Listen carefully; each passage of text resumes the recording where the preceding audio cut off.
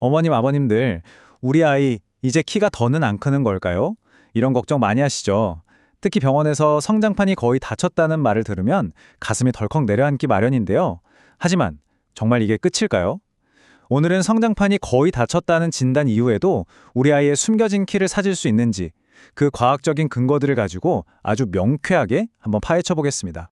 병원에서 이 말을 듣는 순간 정말 눈앞이 캄캄해지는 기분이죠. 아, 이제 정말 끝이구나. 더 해줄 수 있는 게 없구나 하는 생각에 마음이 무너지실 거예요.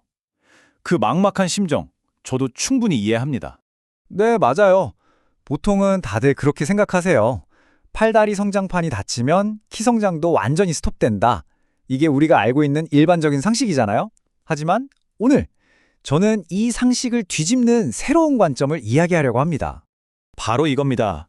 최신 과학 연구들은요, 성장판 폐쇄를 성장의 끝으로 보지 않아요. 오히려 우리 몸의 성장 에너지가 새로운 곳으로 그 방향을 트는 일종의 전환점으로 보고 있다는 거죠. 이게 바로 오늘 설명의 핵심인데요. 도대체 이게 무슨 소리일까요? 자, 첫 번째 파트입니다. 성장판이 닫힌다는 것, 이걸 어떻게 새롭게 봐야 할까요? 기존의 관점은 아주 단순했죠. 팔다리 뼈 성장이 멈춘다? 그럼 키 성장도 끝. 이게 공식이었어요. 하지만 새로운 과학적 관점은 다릅니다. 우리 몸의 성장 에너지가 그냥 꺼져버리는 게 아니라 그 초점을 두 군데의 새로운 성장축으로 이사간다고 보는 거예요. 자, 그럼 그 성장 에너지가 이사가는 첫 번째 새로운 개척지, 바로 우리 몸의 기둥, 척추에 숨어있는 마지막 성장 잠재력입니다.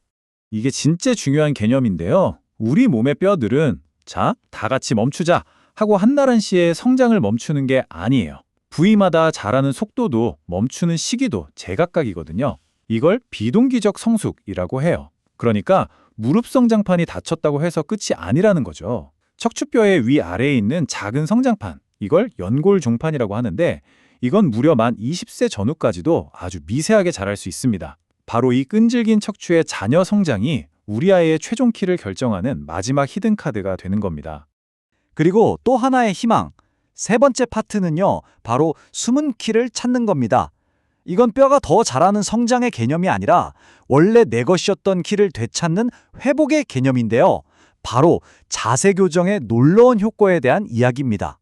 와, 7.2cm. 이 숫자 믿어지시나요? 물론 이건 최대치고 모두가 이만큼 키가 커진다는 뜻은 절대 아니에요. 하지만 실제로 임상에서 자세 교정 하나만으로 이만큼의 숨은 키를 되찾은 사례가 있다는 건 정말 놀라운 사실이죠. 뼈가 새로 자라는 게 아니에요. 구불정하게 S자로 휘고 압축되어 있던 척추를 일자로 쫙 펴서 그동안 손해봤던 내 원래 키를 되찾는 원리입니다. 원리는 아주 간단해요. 여기 보시는 것처럼 거북목, 구분 등 같은 나쁜 자세들은요, 우리 척추 마디마디를 마치 용수철처럼 꾹 눌러놓는 것과 같아요. 이 압축된 척추를 다시 쫙 펴주기만 해도 각 마디에서 회복된 아주 작은 높이들이 모이고 모여서 정말 눈에 띄는 키 변화를 만들어내는 거죠. 좋습니다. 그럼 대체 어떻게 이 엄청난 잠재력을 현실로 만들 수 있을까요? 그 첫 번째 해법은 바로 물리학입니다. 네? 갑자기 웬 물리학이냐고요? 전혀 어렵지 않아요. 아주 간단한 생체 역학적 원리입니다. 이 모든 물리학적 접근의 심장에는 바로 이 휘터 볼크만 법칙이라는 게 있어요. 이름은 좀 어렵죠? 근데 내용은 정말 간단합니다. 뭐냐면요, 뼈의 성장판을 누르면 성장이 억제되고 반대로 그 압력을 줄여주면 성장이 촉진된다. 딱 이겁니다. 쉽죠? 한번 상상해 보세요. 파릇파릇한 어린 새싹이 자라려고 하는데 그 위에 누가 무거운 돌멩이를 턱 하니 올려놨어요. 이 새싹이 제대로 자랄 수 있을까요? 힘들겠죠. 이 돌만 싹 치워줘도 새싹은 다시 하늘을 향해 쭉쭉 뻗어나갈 힘을 얻게 됩니다.